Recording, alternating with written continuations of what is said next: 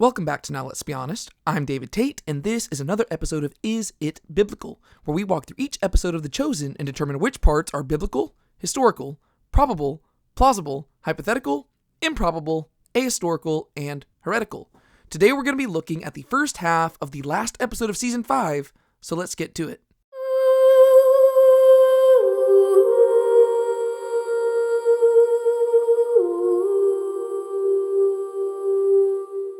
Unlike all the other episodes in this season, this episode doesn't begin with the Last Supper. As Thaddeus makes his way to the upper room, he comes across a vendor selling construction tools. This scene and the flashback that comes from it, like those of the other episodes, are entirely fictional. The tools make him remember the day he met Jesus while constructing a latrine in Bethsaida, a moment referred to back in Season 1, Episode 5. As he works on the latrine, Thaddeus hears a voice singing the words of Psalm 39, "O Lord my God, make me know my ends, and what is the measure of my days?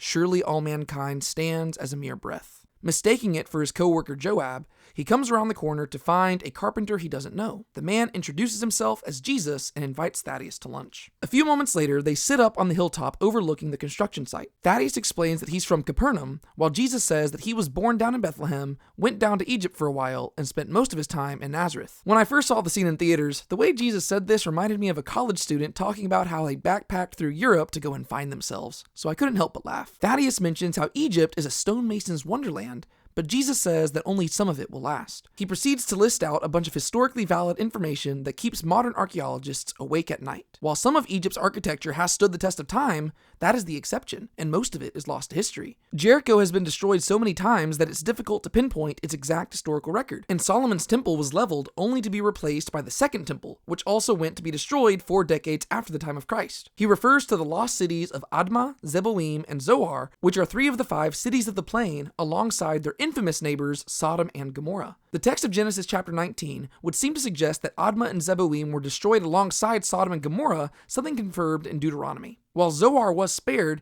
it had little significance and faded into obscurity. Jesus explains that the public amenity that they are building won't even be remembered in 1,000 years, which is true because this is an entirely fictional latrine. Thaddeus comments that the same is true for them, but Jesus seems less sure about them. The fact that, 2,000 years later, we are watching a TV show inspired by Jesus and featuring Thaddeus would seem to prove that Thaddeus was indeed wrong in that regard. After a moment of silence, Jesus casually throws out the line, "I'm also a rabbi, by the way." He explains that they are a pair of men building a privy in a small town in northern Galilee in a tiny country under the occupation of the enormously powerful Roman Empire. But he has something else in mind for both he and Thaddeus' life, something that will last.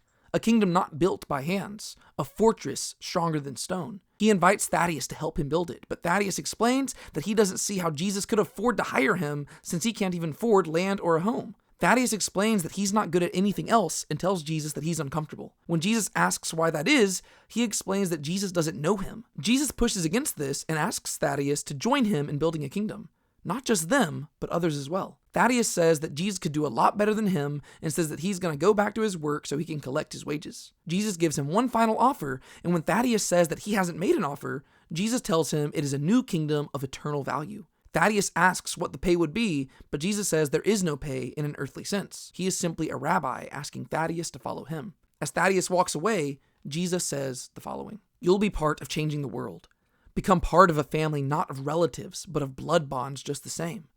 As Jesus speaks, Thaddeus' memory flashes forward to the many memories that he has made through following Jesus in the show, both in the present timeline and in flash forwards. Jesus continues, "Spend your days with some of the most interesting, unfettered, funny, driven, brave, nurturing, smart, strong, passionate, fiery, loyal, loving, imperfect people ever to walk the earth. You will see and do things you cannot imagine. You will be adored, hated, needed, lost, and found.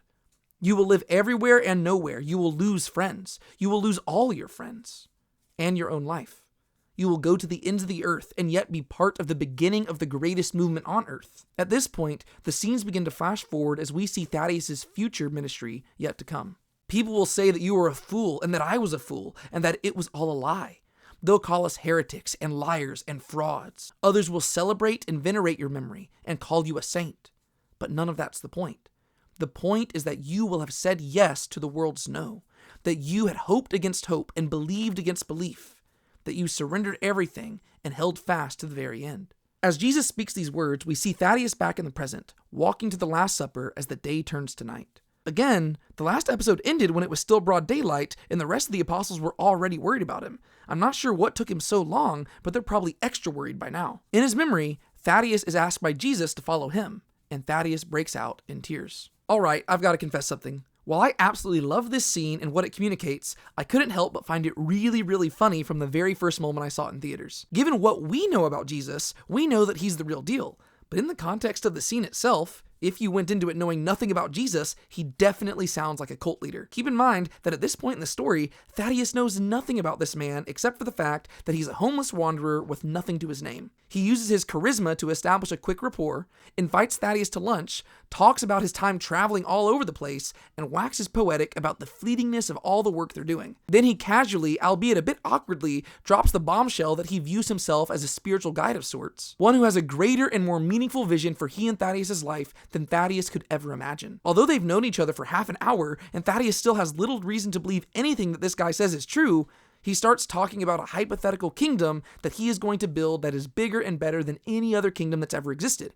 Then he invites Thaddeus to quit his job, leave everything, and join him, in spite of the fact that there is no pay and no reward other than the promise that his life will finally have meaning. Instead, he can merely expect to be misunderstood by all, hated by many, and adored by some. All he has to do is quit his job and follow this homeless spiritual guru into the path of freedom. Again, since we know who Jesus is, we know that all these claims are true and valid and good. But at this point in the story, Thaddeus has no reason to believe anything of what Jesus is saying, so it's probably a good thing that Jim Jones and Marshall Applewhite didn't happen to be working at the same latrine, because Thaddeus might have fallen for it.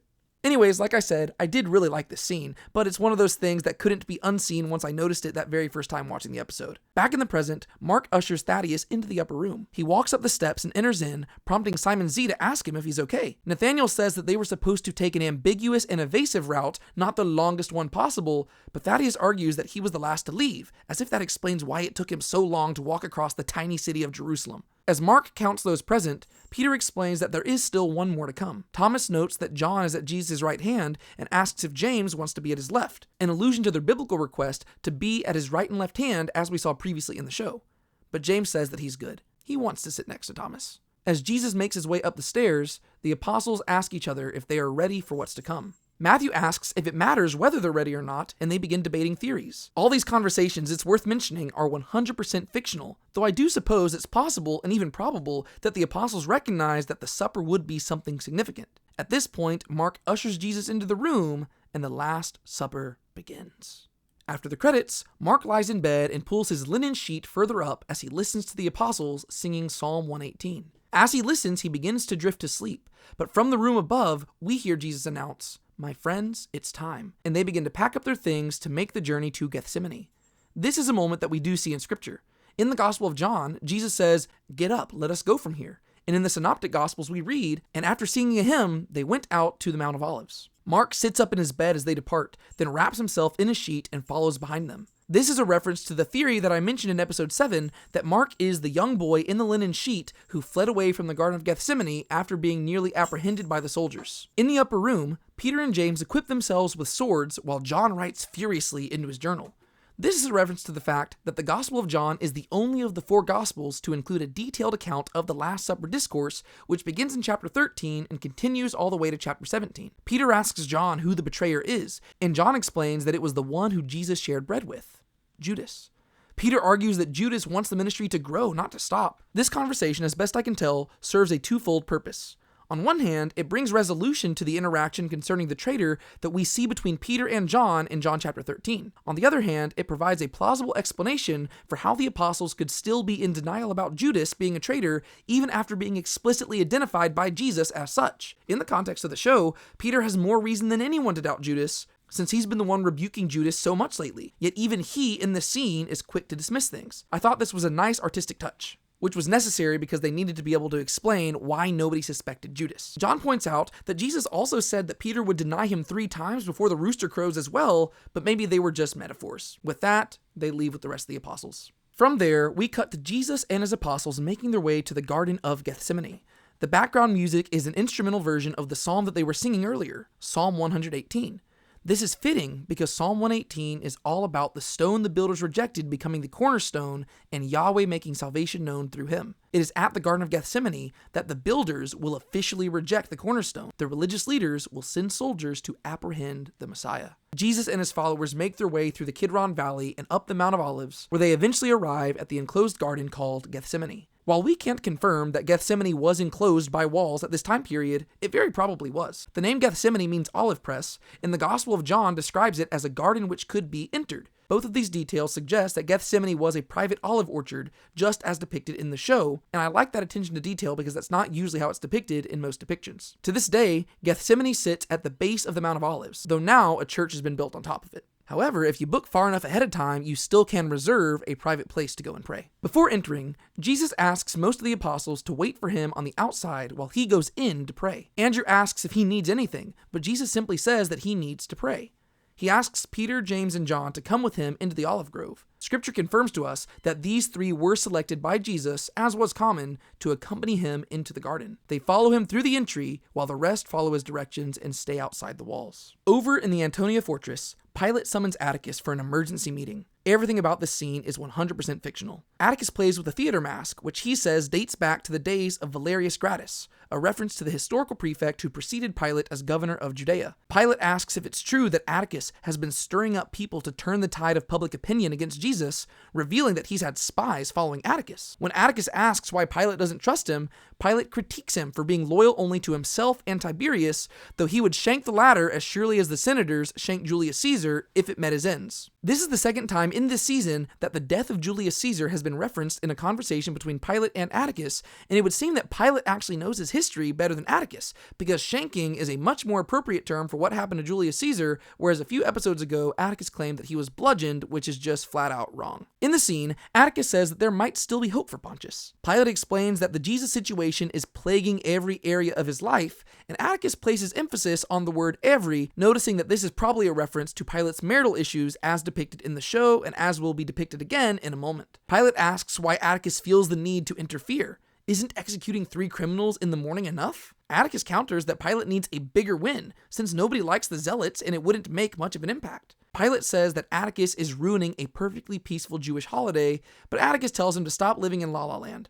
There will be no peace unless Pilate has a big win definitively. At the end of the day, he needs to make Rome look like the good guy. Coffney and his thugs are pliable, untrained, and artless, failing to realize that their anger is rooted in their own shortcomings, which can be weaponized and wielded. By encouraging them to stir up animosity against Jesus, Atticus is intentionally creating a controversy that the general populace will resent so that Pilate can intervene and make Rome look like the heroes. As Pilate puts the pieces together, Atticus rewards him with the Latin phrase, "Congratulazioni, governatore." Congratulations, governor. However, Pilate argues that Jesus is singular. His very presence in the city heralds a kind of momentous reckoning that he doesn't fully understand, but he doesn't like how it makes him feel. To this, Atticus says, "Molto bene," very good. There is a reckoning coming, and when the votes come in, Pilate will most likely be the tiebreaker.